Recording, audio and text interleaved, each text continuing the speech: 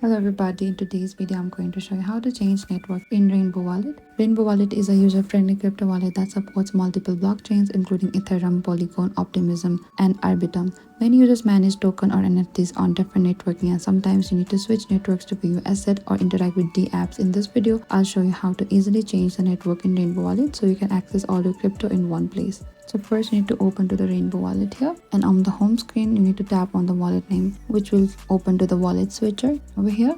So over here we could see there's an Ethereum. Simply select on this list of supported networks such as Ethereum, Polygon, Optimism, Arbitrum. You can select the network you want to switch to. As Ethereum, if you want to do that, you can simply select it, and once selected, your wallet automatically reloads, showing token, NFTs, and the balance for that network. And after switching, scroll through your token list to see balances on the new network. Open your NFT gallery to view NFT on that specific network.